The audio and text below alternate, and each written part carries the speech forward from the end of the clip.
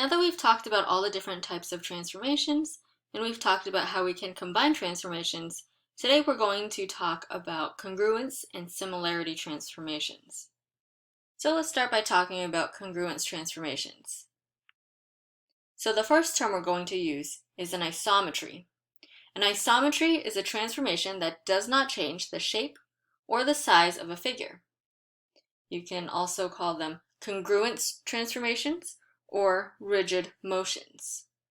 Now, of the transformations that we've looked at so far, rotations, reflections, and translations are all isometries. The shape and the size of the figure doesn't change, but where it is and how it is oriented does change.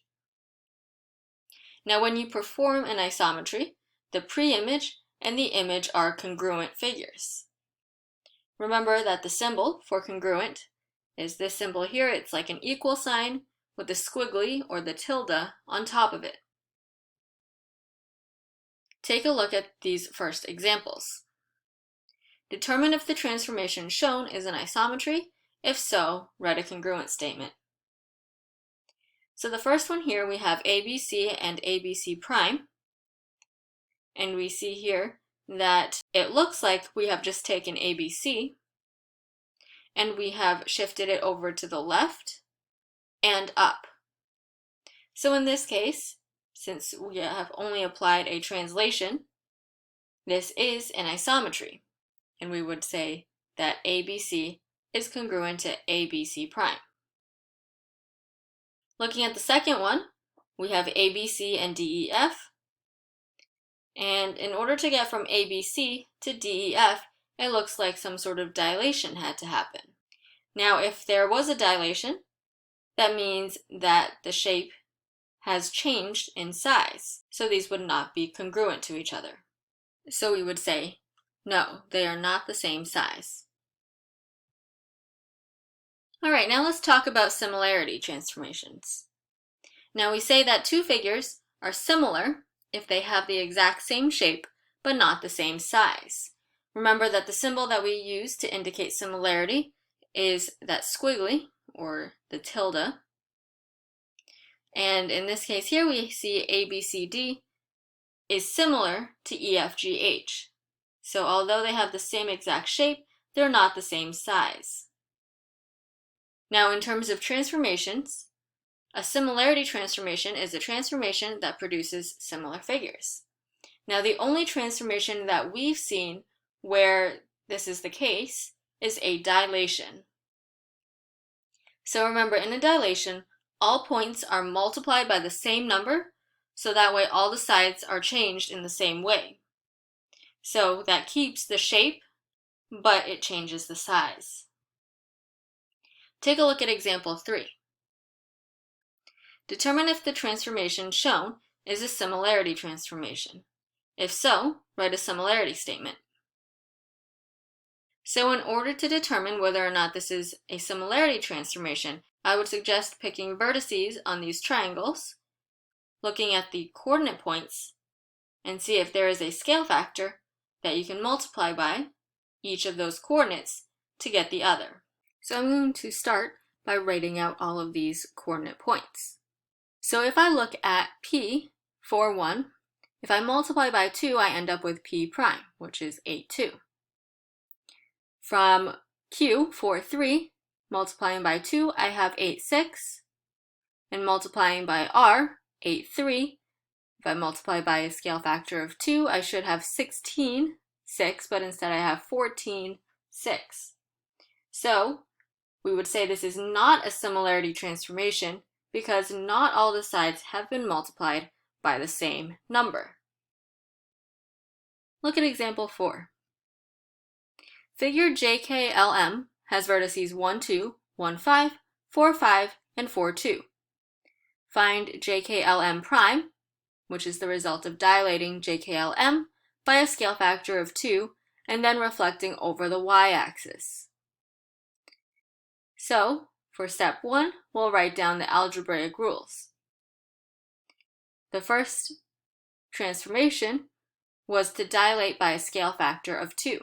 So that means I multiply both coordinates by 2. So xy becomes 2x, 2y. Then we reflect over the y-axis. So that rule is xy becomes negative x, comma, y. Next, we're going to list the points of the pre-image. Now, we're going to apply the first algebraic rule. So we are going to multiply both x and y coordinates by 2. This gives me 2, 4, 2, 10, 8, 10, and 8, 4. The second algebraic rule says that the x coordinate becomes the opposite, but y stays the same. So we have negative 2, 4, negative 2, 10, negative 8, 10, and negative 8, 4. Now we're going to graph and label the pre-image and the final image. So 1, 2, 1, 5, 4, 5, and 4, 2. Now we'll graph the final image. So we have negative 2, 4, negative 2, 10, negative 8, 10, and negative 8, 4. Now, in the last step, we're going to write a congruence or similarity statement depending on which we have. Now, comparing these two, we have the same shape but not the same size, and based on the transformations we applied, we did have a dilation, and that would have created similar figures. So a similarity statement we would write is that JKLM is similar to JKLM prime. Last example. Figure QRST has vertices 3, negative 1, 3, negative 4, 1, negative 4, and 1, negative 1. Find QRST prime, which is the result of reflecting QRST over the y-axis and then rotating it 180 degrees. Let's start by listing the algebraic rules. So first, we reflect QRST over the y-axis, so that algebraic rule is that xy becomes negative x, y. And then the second algebraic rule is going to be rotating it 180 degrees, so x comma y becomes negative x, negative y. Now we're going to list the points of the pre-image and then the points created by each transformation in order. So let's start with 3, negative 1, 3, negative 4, 1, negative 4, and 1, negative 1. Applying the first algebraic rule turns x comma y into negative xy, so only the x coordinate becomes the opposite. So we have negative 3, negative 1, negative 3, negative 4, negative 1, negative 4, and negative 1, negative 1. For the second transformation, both the x and the y coordinates become the opposite. So that leaves us with 3, 1, 3, 4, 1, 4, and 1, 1.